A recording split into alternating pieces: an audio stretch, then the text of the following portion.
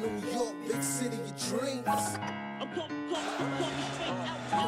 New York, big city of dreams. NYC.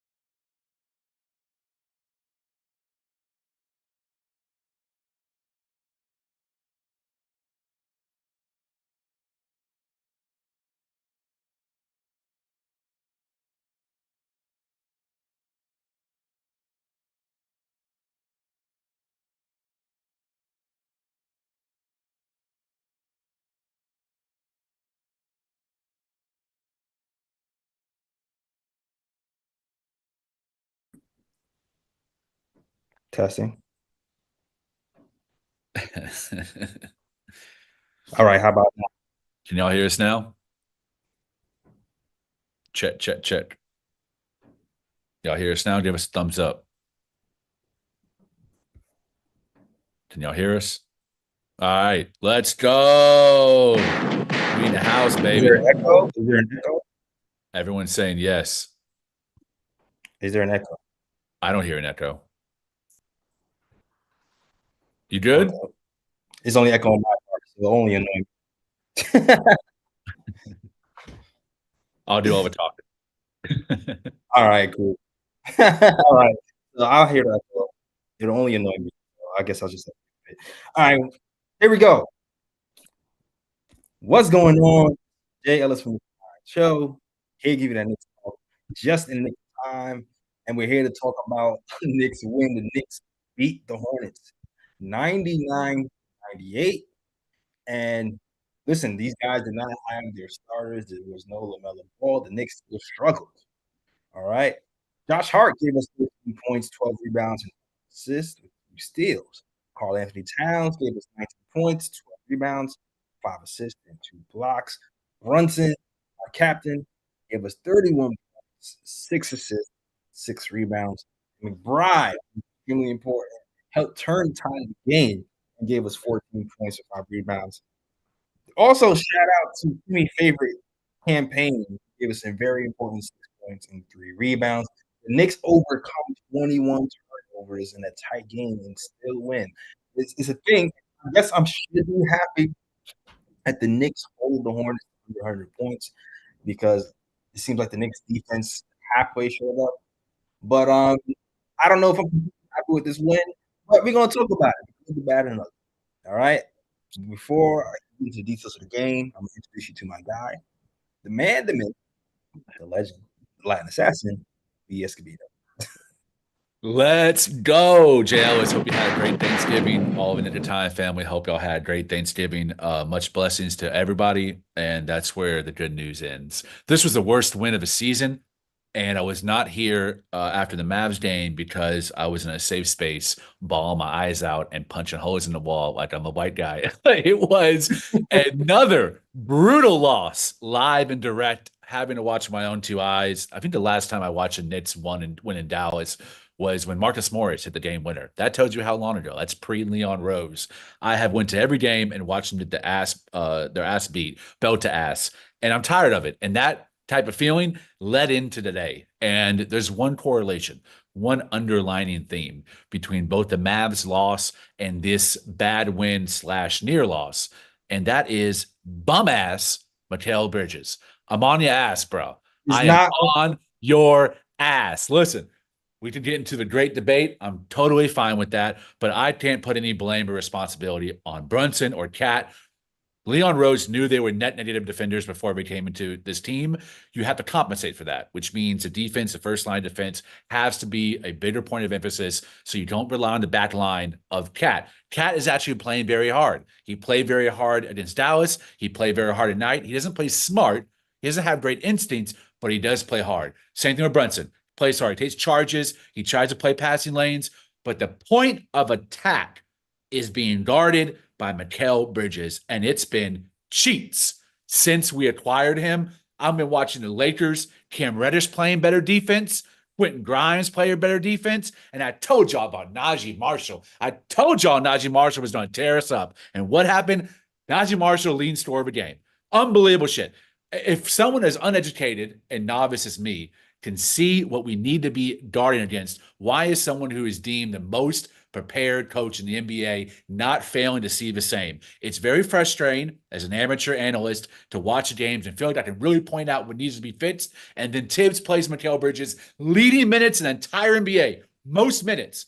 There's a reason why our record is what it is. It's a reason why we can't win clutch games. And in my opinion, it starts with Mikal Bridges' defense. I absolutely disagree, like wholeheartedly. I have no, because here's this is the thing. I'm not going to pretend that Mikal Bridges hasn't been bad because he has, but the whole entire defense does not start and end with Mikal Bridges. It just doesn't. Like there was First of all, you can't even ignore the Karl Anthony Towns thing. All right. Karl Anthony Towns had 6 turnovers today. We lost a turnover battle in the first half. Karl Anthony Towns had 3 of those that were offensive. Karl Anthony Towns has bad habits in general. Like pushing people with 2 hands is crazy. The offhand stuff is crazy. Karl Anthony Towns has bad habits in general, but I'm not even here to zero in on Karl Anthony Towns. The team as a whole defensively has lapses periodically. It's not even just one thing. Yes, pick and roll defense has been a problem sometimes, yes, but I keep seeing this. You need 2 people to play pick and roll defense.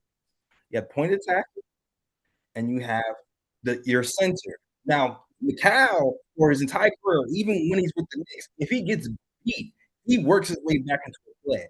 For you to work yourself back into play, the center has to throw somebody back. So, like, pick and roll defense is 2 different people.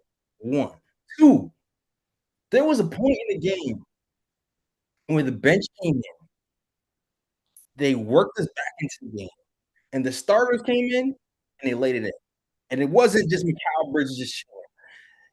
The starters just periodically stop rotating whenever they want to. I feel like, hey, we are the names of our jersey and not the front, because they just stopped moving.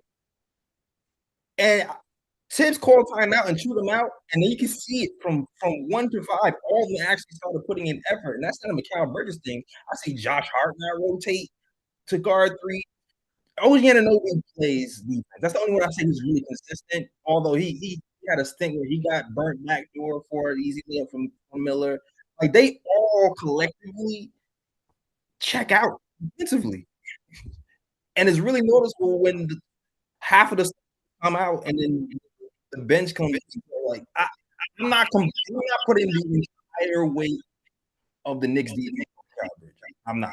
Even though I'm not, like, the turnover with 1.3 seconds left where the Hornets got the bucket, that wasn't bad. He definitely had a bad game today for sure, but I'm not putting the entire Knicks defense on MIkal's shoulders. I'm just not. I am. I agree with you about it being a team game. Agree with you about Cat's poor defense and pick and roll. I mean, I've been saying those same things for the entire season, but it's, to me, not all errors are equal. There is one primary error that is more of a blemish than the others, and there's one error on defense I think is causing us to be a weak team as purposefully constructed. This team was built around the defense being the perimeter being the first line of defense.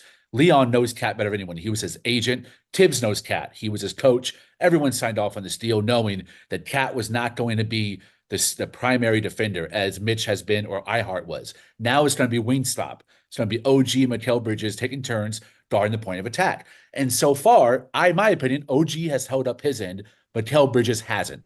First of all, I think it's okay to disagree. I also think it's okay to be really harsh on players wearing our jerseys. Not saying you don't, because you have in the past as well. But I was very hard on RJ. To me, MIkal Bridges is playing even worse than RJ because the expectations are higher.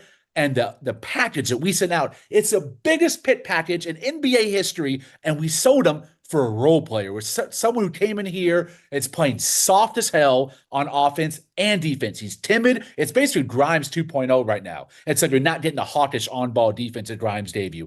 Bridges getting cooked. He got cooked by Kyrie. He got cooked by Quentin Grimes. This game, he let the rookie come in the guard, and he got cooked by him in one-on-one on a three-point line. I was like, bro, I don't expect MIkal Bridges to come in and be the New Jersey Nets version. I wanted him to be the Phoenix version with a little bit more confidence on the three-point shot. We aren't getting any of those versions. We're getting the bad shooting splits of last year in Brooklyn, and we're getting a soft, timid approach on defense on the perimeter. With Cat as your 5, your wings have to be the guard, the first line of defense on the point of attack, because you have to acknowledge Brunson, Cat are net negatives. You can expect them to play more bad defense than good defense in a game. But when Bridges sat down and got benched and McBride came in, it was a different identity. It was a tougher, hawkish approach to their rookie guard and took them out of a game. And we actually won and secured the win because Bridges, for some unknown reason, Tibbs hasn't played the most minutes in the NBA. The entire first and the entire third. Why, when he's playing like ass? Just have McBride playing the most important minutes, and we'll probably pull out the W. And I'm gonna continue by saying this. Today was Mikal Bridges' worst game in my eyes because he hasn't played well defensively. He hasn't hit that corner three like he was. He's missing the fadeaway shots. The egregious turnover at the end of the second half was bad. Today, to me, was Mikal Bridges' worst game. I'm not excluding Mikal Bridges' game today, sure. My thing is the entire defense being bad is not 90% chop Mikal Bridges' fault. That's really what I'm saying. Now, Miles McBride being in here to close the game, gotta salute Miles McBride because one thing that he's doing, like on top of the defense, which we need, is he's making shots, man. We need shot makers right now because I keep seeing this in the game. The Knicks are struggling against switching defenses, and it doesn't even matter who it is because this is a Charlotte team who has like pieces of gum playing defense and guys who won't really play playing defense. When they were playing switching defense on us, and we was having a hard time into offense on them, we didn't even score 100 points today. So like switching defenses in general, no matter who's playing it, the Knicks just have not figured that out. It seems like the only one who can score defenses has been Jalen Brunson. And for the last post game, I mentioned maybe we can Cat more in these situations. Cat is the biggest guy here. And it seemed like we tried to do that. We had some success doing it, but it seems like we're still not used to it. We got into the action slow. Cat also kind of got frustrated with the 6 turnovers. That was kind of helping the Hornets score. Most of the Hornets scoring was off of turnovers. Most of the Hornets was off of turnovers. Our defense wasn't egregiously bad, but the turnovers were killing us. And the most egregious part of the defense today still is when Campaign and McBride checked out the game in the second quarter and the starters came back in and they just stopped. I don't know. That's how I feel. That's just MIkal Bridges' 3-point shooting last couple of games. Tonight he was 3 of 10 from the field, 1 of 4 from 3. Before that, he was 4 of 10, 2 of 8, 1 of 7, 2 of 5, 0 for 4. He's been the weak link on offense. I think teams are starting to be able to even leave him open when he's not in the corners and choosing a double Brunson or Cat when they're going downhill, and that's killing our offense too, and it's stifling up the pathways and how flexible we can be in our movement because Tibbs is being more motion. I won't come on here and talk about motion offense. I really want to talk about how, hey man, Tibbs has been using more slip screens, saw a lot of zoom action to try to get MIkal Bridges going early. He did the zoom match in this game. He did it last game against Dallas. The first like 5 or 6 plays, MIkal was off ball and he would have a screen ran for him that he would catch open and a nice wide open shot, but he never got rhythm. He just bricked everything because it wasn't his specific mid-range or corner opportunities. So it was Clankville and they managed that off to an early lead because they used those long rebounds and got out in transition. So he's been killing us on both sides of the ball. But for me, it's a passivity. I said, bro, we got rid of dogs. Not for him, but we got rid of Cat and Devo, guys that had, Randle and Devo, who had to play with a lot of personality and a lot of chip on their shoulder. Thank God we got Deuce and Campaign, who brought some of that energy today. But we're really missing that because that's not Cat's game. That's not Brunson's game. But now with Mikal Bridges, man, he plays like a combination of Grimes and RJ. It's just soft and quiet and mousy. And it's like, dude, assert yourself. You have honestly a first step on just about anyone that's guarding you. Maybe with the exception of Brandon Miller tonight. But typically, he has a first step. He had one against Najee Miller. He had one against Quentin Grimes, but he's not using it to get to the hoop and draw fouls. He's only been to the line, I think, 11 times this entire season, and he's playing the most minutes in the NBA. That is supreme. I mean, the data is backing up the eye test. That is supreme passivity, and you cannot say he has not been the worst starter on both sides of the ball this season. I've already said before, When it comes to the offense, MIkal Bridges, I said it before. He definitely is passive. I felt like he looks to pass in the wrong situations when he should be shooting. I've been saying that for weeks. So on that point, I do agree. Especially though, there was a point where the shot clock is running out and it's double and triple teams, and it's like there's no passing angles. Your fadeaways shot. That is the time to shoot the shot. There's no passing angles to pass it to. Shoot the damn shot. So when it comes to the assertiveness on offense, I'm with you 100% on that. I just don't agree with everything on defense as well. I think it's like a lot of things happening. Like that, we've been bad in transition defense for like the entire year. Like we have been bad at the rim for the entire year. And there's a lot of fires outside of MIkal Bridges. That's not saying MIkal Bridges isn't one, but there's been a lot of fires. And that's fair, but I think if you think about the five guys on defense, if you ask yourself who is playing as hard as they can and who's not, I think Hart, Brunson, Cat, and OG are all playing as hard as they can on defense. I Bridges is not. Hart, no, I will not concede that he does not play hard. I won't concede that because the most consistent motor on defense to me has been OG. Mm-hmm. That's it. I've seen Josh Hart multiple times not close out on 3-point shooters. I've seen MIkal Bridges. I feel like MIkal Bridges' problem has been he gets beat off the dribble and then communication. I feel like his communication with Brunson and other guards has been lacking, and like to the point where they don't know where to rotate.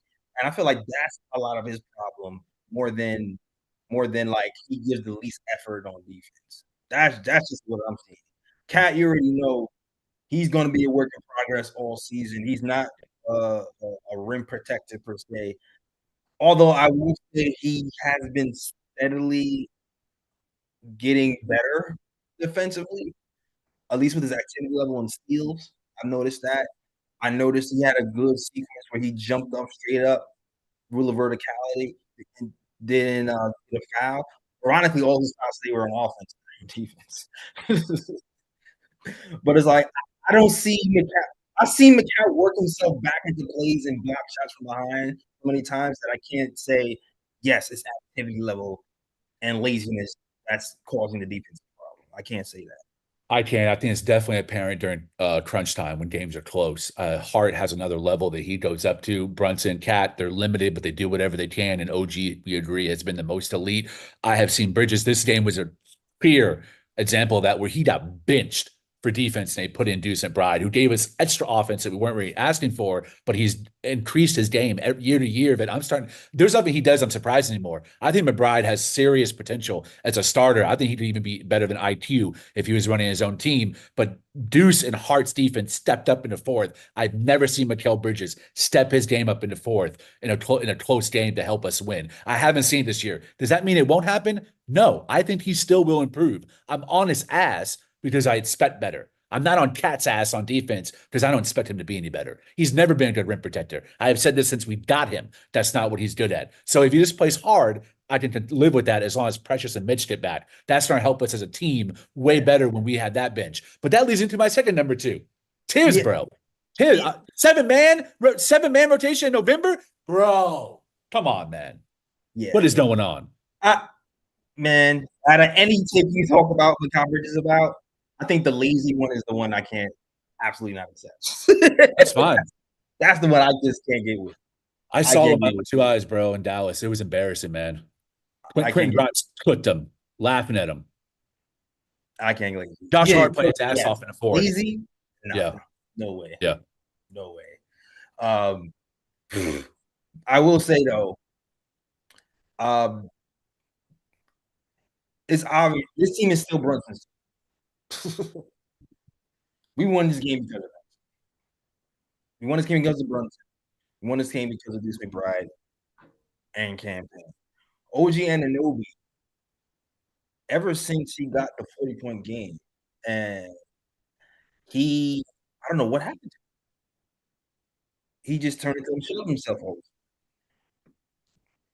his legs to good give out on him on offense when he's posting. Before he used to post up players, dunk it on him. Now he continuously falls. He had a lot of turnovers today. Cat was leading the team with 6 turnovers, which is a lot of turnovers. OG Anunoby was pretty much right behind. Again, the switching defenses. It seems like our guys really struggle with it. And the only one who's kind of used to doing something in those tight situations has been Brunson. Even Carl had struggles today. And it's funny, he shot 50% from the field, but it felt like he was struggling. And then McBride, ever since he seemed like he got some success in the playoffs, I always feel like he's just not scared of the moment anymore. He hit some shots today with people in his hands in his face. At this point, I'm just looking for other people to respond outside of Brunson on offense. That's it. Yeah, maybe the reason OG has gotten a little worn out there at the end is because he's played 40 minutes, 39 minutes, 38 minutes, 36 minutes, 35 minutes, when before preseason, all of us were hoping he would kind of play somewhere between 28 or 30. It's apparent that that's definitely not going to happen. I think that is wearing on him because he's not used to playing that after a truncated season last year where he had some injuries in Toronto and then came to us and was out for periods of time too. I think it's wearing on him a little bit because Tibbs, again, is only playing a 7-man rotation, if you really even count Campaign as your 7th man.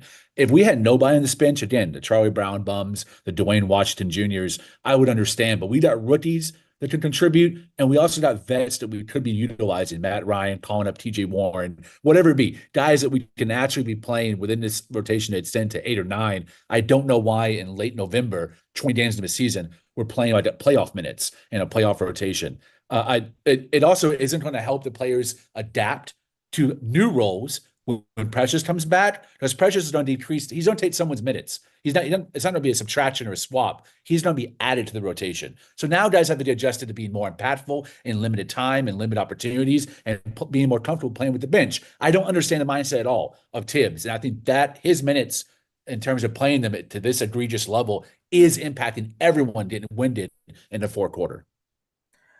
Pacome Daddy needs in a game where they're playing a bunch of bench players anyway. And again, in a game where they have long athletic players who've been disrupting us defensively, why not play Pacome Daddy? I still don't get it. Usually Tibbs has his moniker, man, you gotta play defense to get in the game. Right. I still remember Pacome Daddy giving Colin Sexton a very hard time for the 5 minutes he played and never got back into the game. And on top of that, he's been shooting well. So why not have a guy, a young man who's high activity, good defense, high motor, play in some of these games where our starters are getting 40 minutes apiece between MIkal, Josh Hart, and OG Anunoby. Like, get Pacome in the game. And he's a good rebounder too at his position. So I don't understand when you think about who the bench is, it's a little bit of Sims. Sims is like off and on whether he ends up playing or not. But typically it's McBride and Campaign are the ones you can guarantee. Neither of those are bringing rebounding. Maybe they bring rebounding for their position, but they're not bringing 4 to 5 a game. Pacome Daddy can do that. And when we win the rebounding matchup, we win the game.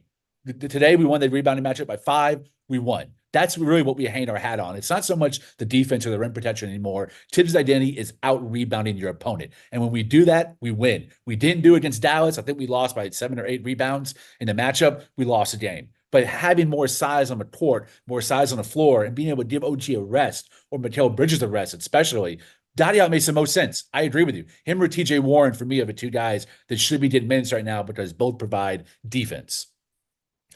Yeah. You can already see it. I'm wondering if we'll see more Miles McBride depending on how the flow of the game goes. I'll keep an eye on that for sure.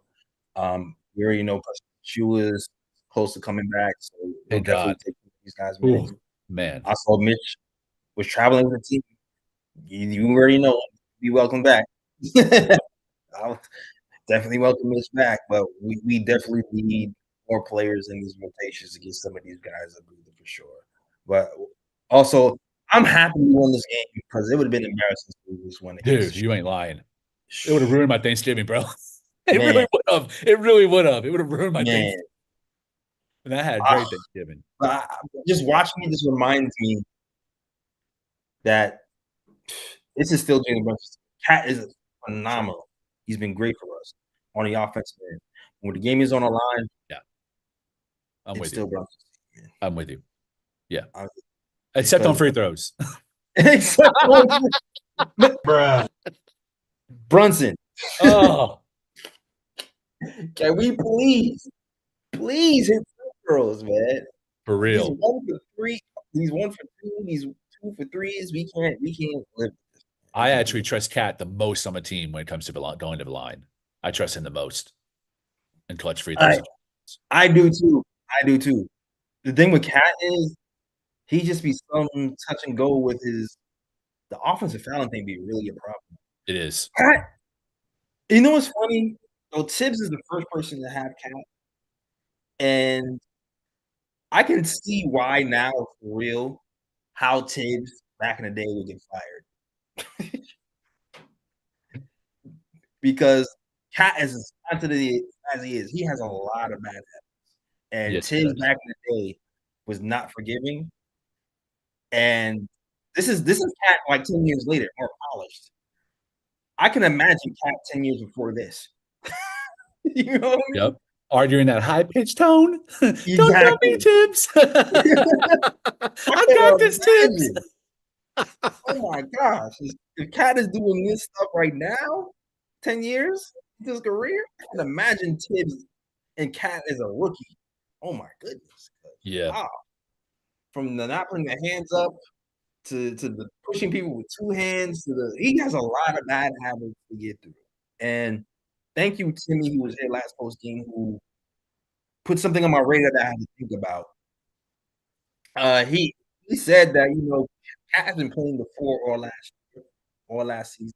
Now he's coming back to playing the 5, and he's playing under Tibbs. He feels like it's going to take time for him to develop that side of the ball. And I do have to admit I've seen some growth from Cat on the defensive end. Not to say he's some savior or stopper, right? But I'm hoping that with Cat being more receptive to coaching and Tiz being here, that he can slowly build up the good habits in Cat, so we can be a lot more stronger towards the end of the year. Because he has a lot of work. He has a lot of work to get rid of a lot of bad habits. I know I've been more animated than usual these last 2 games because of my frustrations with MIkal, but don't worry, man. I'm not asking for him to be traded. I'm not saying we got fleeced. I'm not upset that we even traded for him to begin with. I think he will eventually turn around.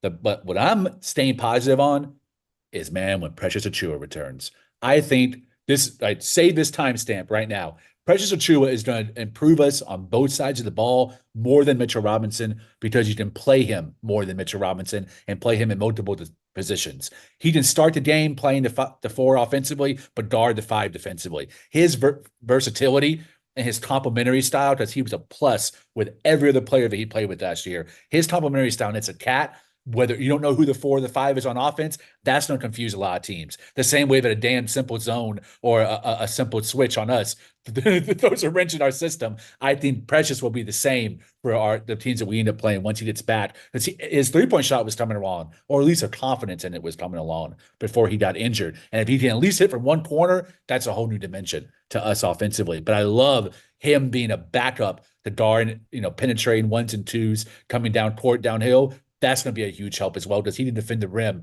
as well as Isaiah Hartenstein last year. In fact, statistically, he was a little bit better, but my eye test said Hart was actually better than Precious. But Precious, man, he's a beast. He plays his role. He's willing to do whatever you ask for, and at least it will guarantee that OG is not playing 40-plus minutes every game because you have to account for his minutes as well.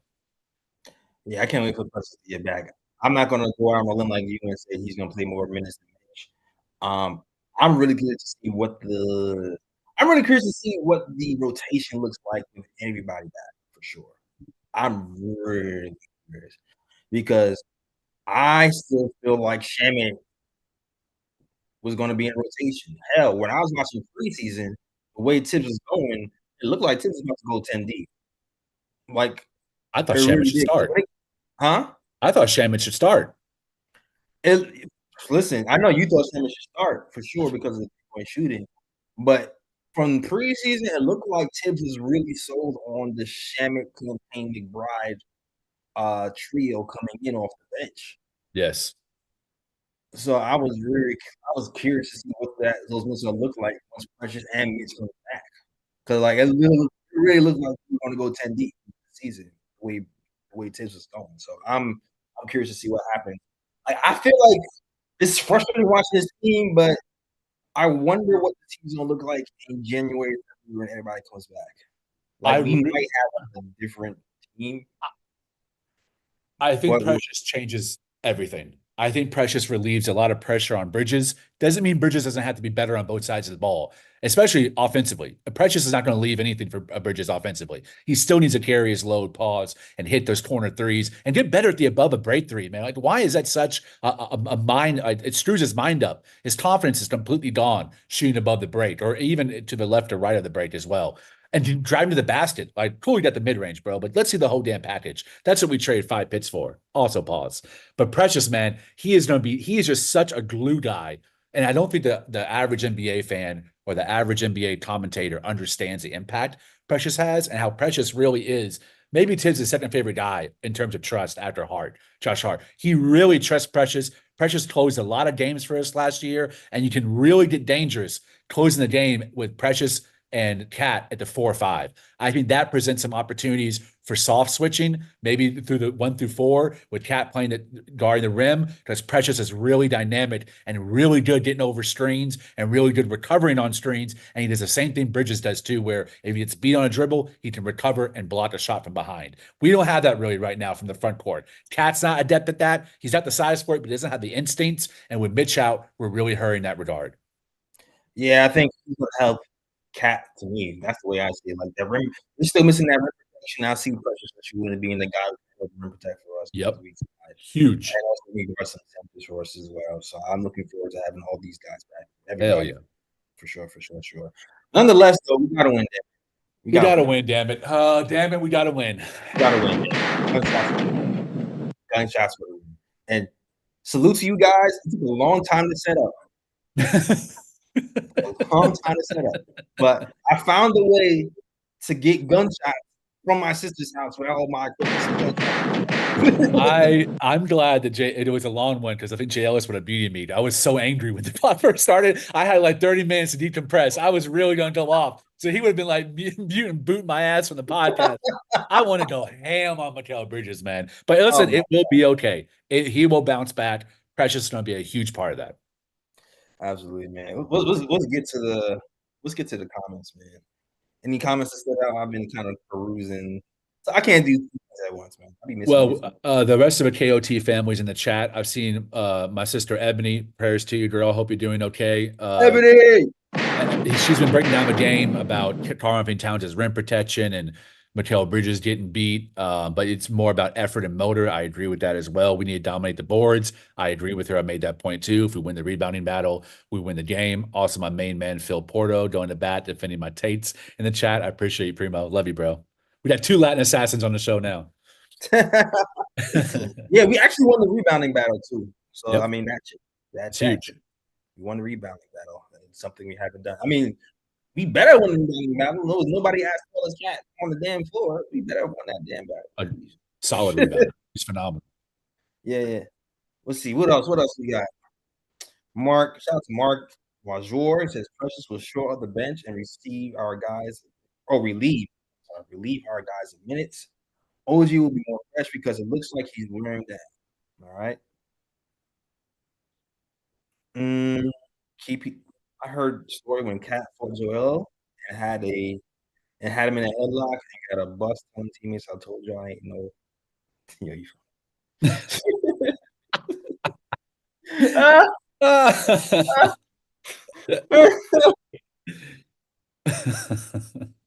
I mean, I guess you're not. Even if you lost, you fought. So only your itch. Don't fight. Not if you lose, right? That's the point. All right. Any more comments?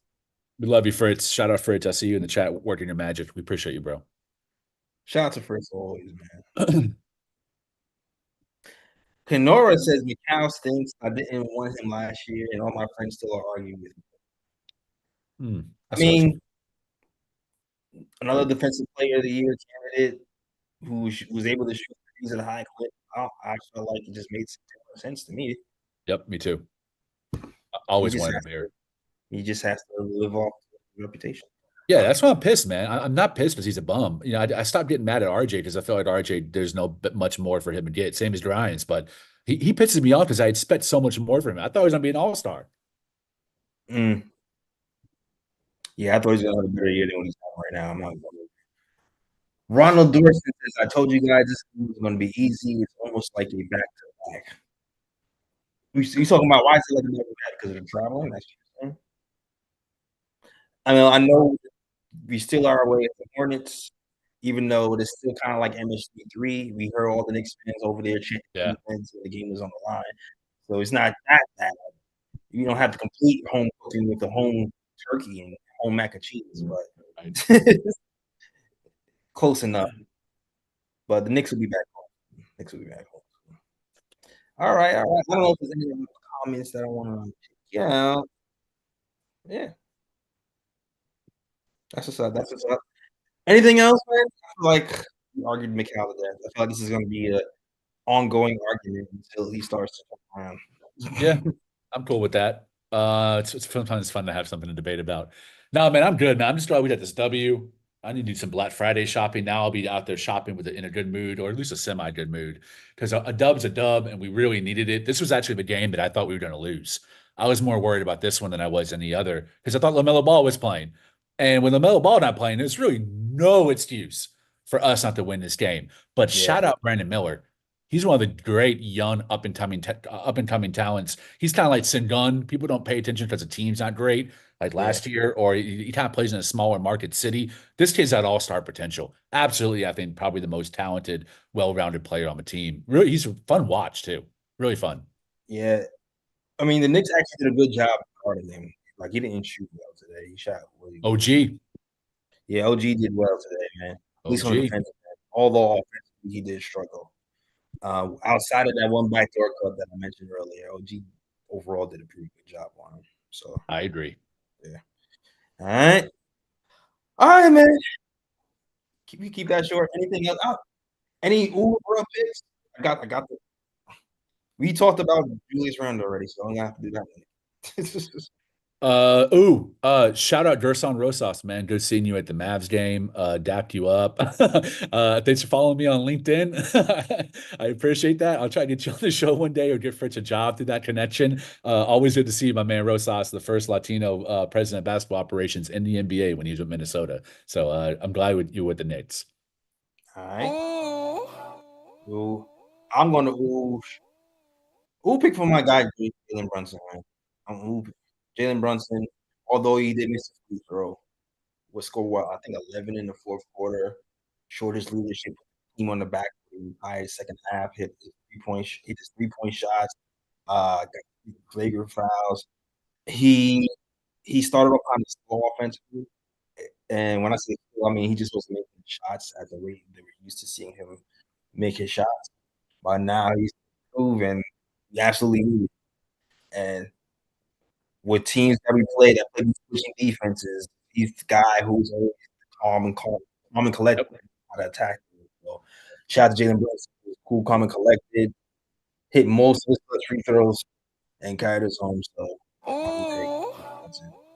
good pick. And Miles, gotta go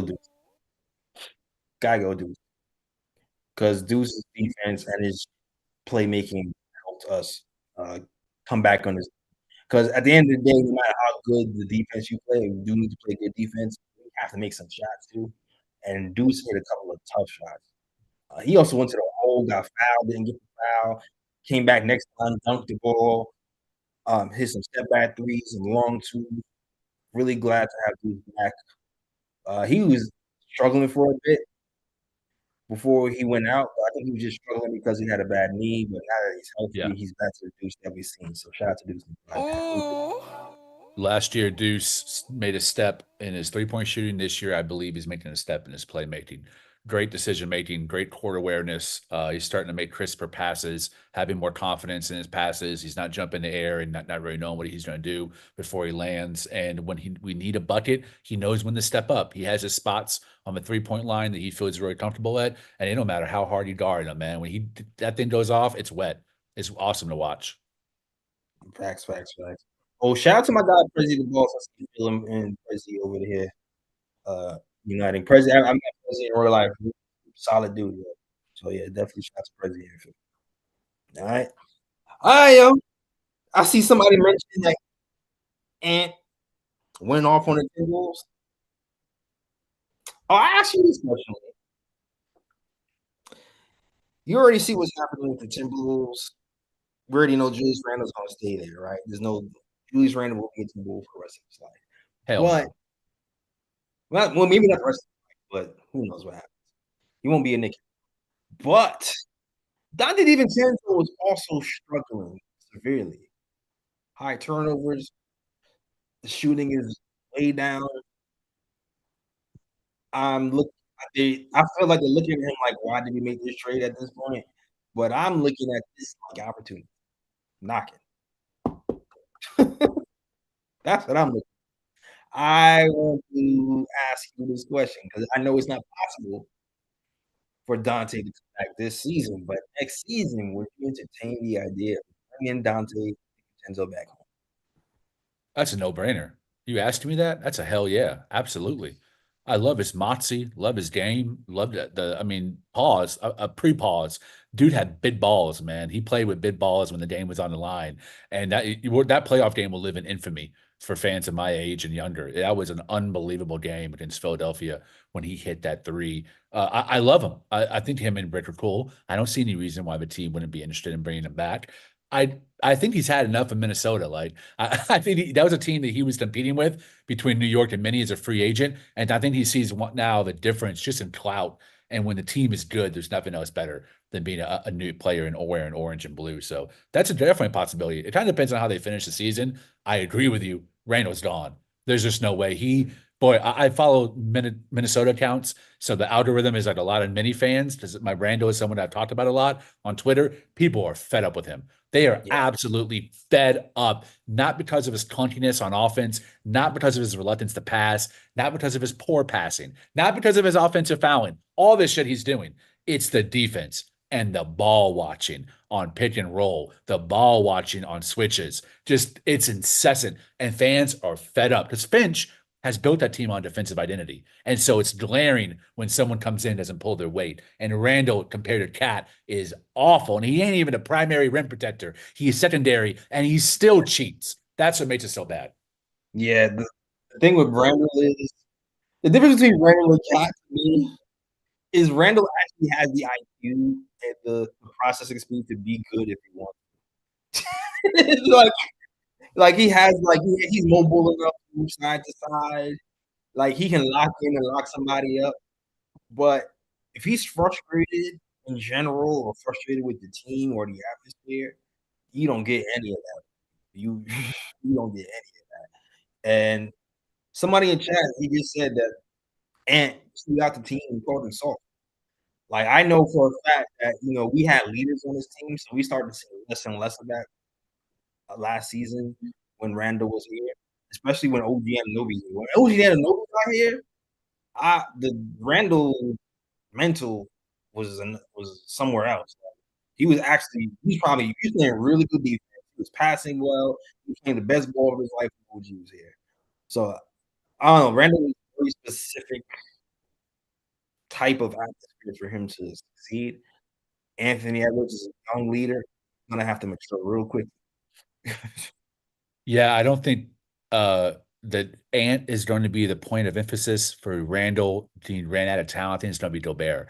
Because I think Gobert is already really fed up with Randle's attention to detail on defense and his lack of understanding when Gobert has a seal in the paint or he uses a lob threat because Cat was so adept at that. Cat was such a perfect pick and roll partner with Gobert. Big to big. Best in the NBA. He found him on seals. He found him as a lob. They found each other and they had a good rapport. So you add in someone, it's a completely different player. Cat he didn't play anywhere, plug and play. Randle is the system, kind of like James Harden. You have to play around his style because of how much he wastes on the seconds on the clock that he wastes when he's pounding the air out of the ball. So listen, I love Randle, wanting to win a championship with him, but I am more happy than not that he's gone in place of Karl-Anthony Towns.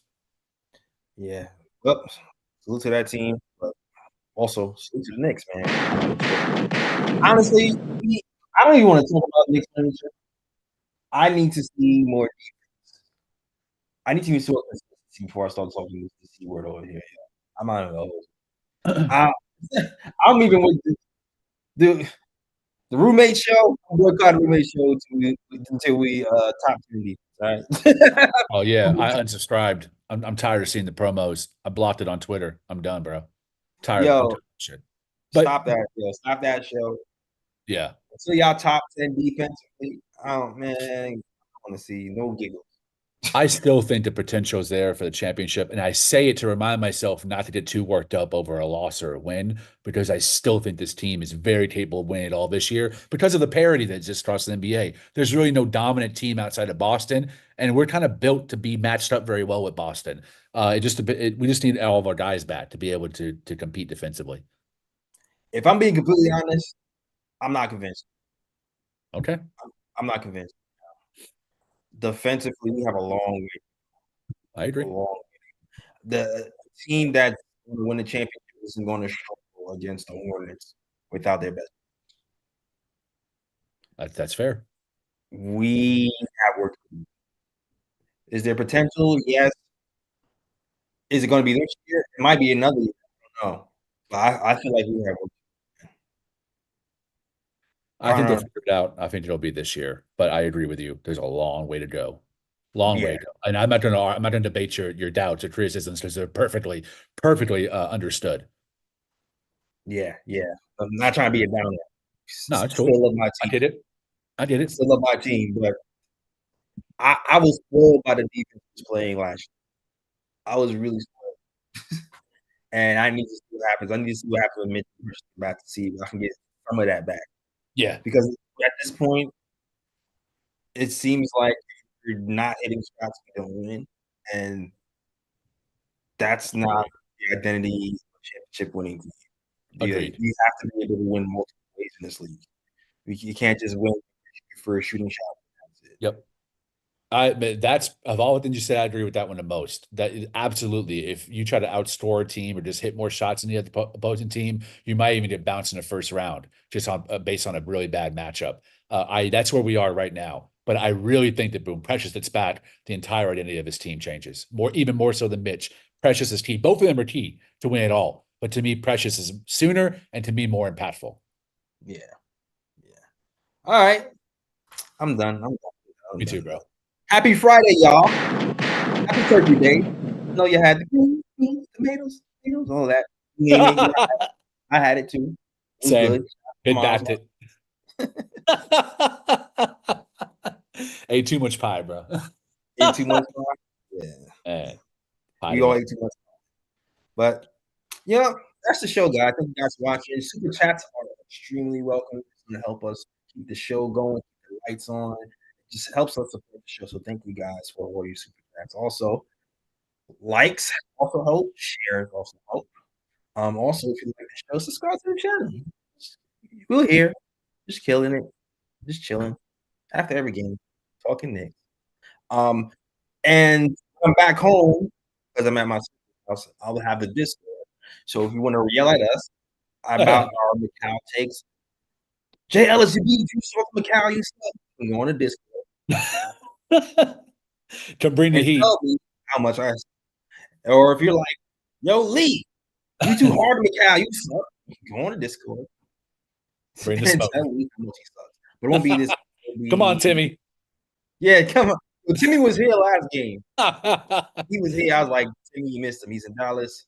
Oh, I also said that we're signing a petition for you not to stop going to Dallas games. Every time you go, you get whacked. I'm the problem. Yeah, problem. I might be. It's you intense, man. It's you intense. I agree, bro. But yeah, I'll sign that too. You sign it too. I'll sign it too. Yeah, for real. Oh man. But yeah, Discord will be back. Not Sunday, but the next game after Sunday, Discord will be back. So you guys can talk with us live on air. All right. Cool. All right. That's the show. Lee. Any book clubs or you just gonna sign off? Nah, man, I smoked a joint with the family last night, so I got stoned instead of reading a book. Had some fun with the familia. Shout out my little nephew. We had a great time. I definitely bit back at about 2 or 3 rounds on the food. No book club, but yeah, man, find me on Twitter. I just had a tweet go off. Another banger. The Knicks are having sex instead of playing practicing defense. Got me over like 2K lights on that one. I was like, let's go. People are sharing the sentiment, man. The tide of bum ass bums not playing D on every possession. So find me on Twitter, argue with me, roast me, tag me, whatever. @_ Lee Escobedo, LEEESCOBEDO. Follow the whole KOT fam. Fritz Alcindor, Ebony, Ryan, Phil, my boy Jay Ellis. We're all on Twitter having a good time. Yeah. Yo, Lee's built for Twitter. It's scary. When I first met you, I was like, Lee, you need to go on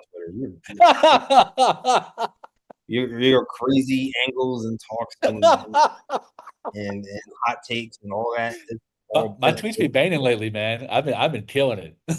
Yeah, man. I figured out the algorithm. You definitely are out. You are out. Living, breathing out there. All right. You can find me at the KOT Show on Twitter, Knick Of Time Show, Instagram, and on Facebook. Also, we're on TikTok. Oh, see, yo, have I even checked on TikTok? See if anybody's been interacting on TikTok. Is anybody interacting on TikTok? Oh, I see we got a little like on TikTok. Shout out to TikTok. Okay, I'm saying, what's the views looking like? We've been having decent views on TikTok. We had like 200 views. Shout out to TikTok. I don't even know if you're still in here, but Dylan Murphy, Debbie Slover, ZVR, Jack, Sammy, Sis, Memo Moore on TikTok. Shout out to you guys if you're still there. Next time I'll try to get you more involved. I'm still getting used to doing this stuff at my mom's house with one screen, trying to do everything. It's overwhelming, but I'm doing the best I can. Do a great job, bro. Thanks. I appreciate it. And also, one last shout out to Orchosaurus Rex. Love your name. Keep coming back. I just changed my Twitter bio to you were built for Twitter, and I quoted you. Appreciate you. That's a great line. Oh, man. Yeah, sure. This is natural. It's common sense. JT Reddit. Shout out to you, Knicks Nation. Shout out to Phil. Shout out to Ebony. Shout out to Angrill. Shout out to KOT Fam. Shout out to Cat Quest. Everybody rocking the KOT show. Shout out to you guys. All right. That's the show. Thank you guys for watching. And as always, shout out the Worldwide West. Everywhere we go, we leave a worldwide mess. It's a mess out here in the Knicks streets. That's the show. We out of here. Peace. New York, big city of dreams. New York, big city of dreams.